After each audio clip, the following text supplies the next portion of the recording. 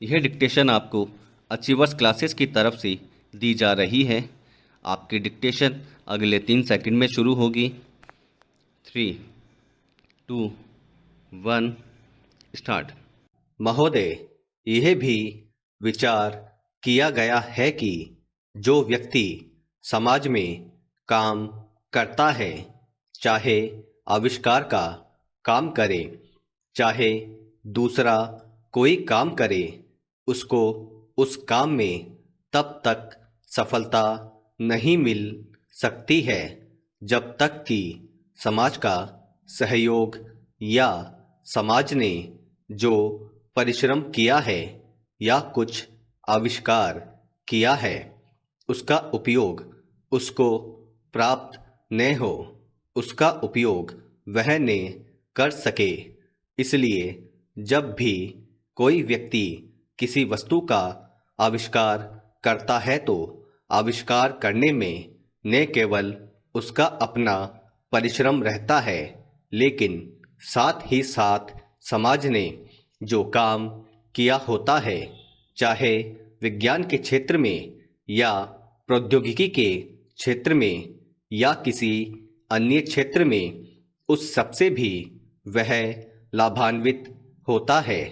इसलिए जब हम किसी आविष्कारक के किसी आविष्कार के अधिकार की रक्षा करना चाहते हैं तो उसके साथ साथ यह भी विचार हमारे दिमाग में आता है, जिस व्यक्ति ने समाज की सहायता से आविष्कार किया है उस समाज को भी उसका फल अधिक से अधिक मिलना चाहिए। माननीय मंत्री जी ने भी कहा है कि पेटेंट लॉ इस सिद्धांत पर आधारित होना चाहिए। पैरा, मैं समझता हूँ कि पेटेंट लॉ के पीछे 2 सिद्धांत निश्चित हैं। पहला सिद्धांत तो यह है कि जो व्यक्ति परिश्रम करके, धन लगाकर, अपना दिमाग लगाकर के किसी वस्तु का आविष्कार करता है, उसके तथा अपने परिवार के लोगों के अधिकारों की जहां रक्षा होनी चाहिए, उसके साथ ही साथ जैसा मैंने अभी कहा है, कोई व्यक्ति समाज में व्यर्थ में काम नहीं करता है, वरन पिछले समाज के लोगों ने जो जो काम किए होते हैं, चाहे विज्ञान के क्षेत्र में या प्रौद्योगिकी के क्षेत्र में या किसी अन्य क्षेत्र में, और जिनके आधार पर वह कोई आविष्कार करता है, उसको उसका प्रतिफल तो मिले, लेकिन जो परिणाम हो उसका प्रतिफल समाज को भी मिलना चाहिए।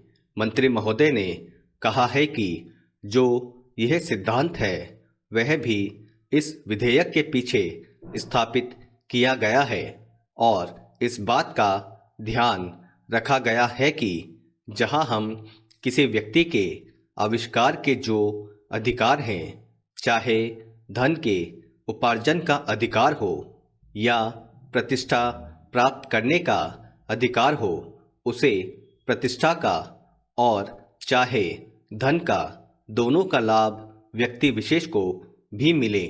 पैरा, महोदय, देश में जो उद्योग धंधा चल रहा है या देश की उन्नति करने का, देश में समृद्धि लाने का जो वैज्ञानिक या प्रौद्योगिकीय आविष्कार हो रहा है, उसमें भी उसका उपयोग पूरा पूरा हो।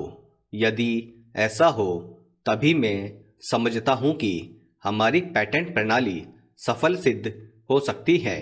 यह प्रश्न उठ सकता है कि किस सीमा तक व्यक्ति के अधिकार की रक्षा की जाए और किस सीमा तक उसके अधिकार का हनन किया जाए, ताकि समाज का अधिक से अधिक लाभ हो, समाज उसका अधिक से अधिक उपयोग कर सके।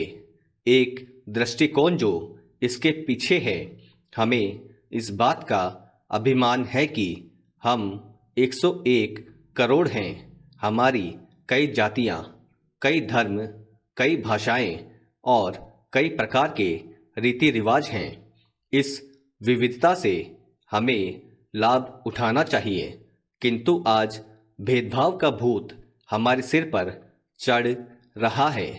भारत को स्वतंत्रता मिली है, इसका अर्थ यह होना चाहिए कि गरीबों की सेवा के लिए आज तक हमें जो सुविधाएं उपलब्ध नहीं थी वे मिली हैं। जिस प्रकार भरत ने अयोध्या के राज्य को राम का समझकर सेवक वृत्ति से राज्य का काम संभाला था, उसी प्रकार हमें समझना चाहिए कि राज्य गरीब जनता का है और उसके नाम पर उसके संरक्षक बनकर हमें उसको चलाना है। अब गरीब को ऐसा अनुभव होना चाहिए कि हर एक उसकी सेवा में लग रहा है। सूर्य के उदय होने पर धनी गरीब सबके घरों में प्रकाश पहुंचता है। ठीक उसी प्रकार स्वराज्य का लाभ सबको एक समान मिलना चाहिए। इसका सुख धनी निर्धन सबको बराबर मिलना चाहिए। जनता को हमने वचन दिया था कि स्वराज्य मिलने पर हम आपके दुख दूर करेंगे। अब वह समय आ गया है जबकि हमें अपने उस दिए हुए वचन को सार्थक करना है। पैरा, इतने बड़े देश में विचार भेद होना स्वाभाविक है। देखना यह है कि हम लोगों के विचारों में कुछ समान अंश भी हैं या नहीं। यदि है तो समान कार्यक्रम बनाइए। इस प्रकार कार्य करने से हमारे भेदभाव कम होते होते एक दिन मिट जाएंगे और अच्छी बातों का अपने आप उदय होने लगेगा। अगर उसी प्रकार भेद स्थापित करने का प्रयत्न किया गया तो लोग सत्ता के पीछे पड़ जाएंगे और स्वराज्य प्राप्त होने का आनंद हम लोगों को नहीं मिल सकेगा। स्टॉप। दोस्तों, अगर आप चैनल पर नए हैं तो चैनल को सब्सक्राइब करना ना भूलें और बेल आइकन पर क्लिक करें। Thank you.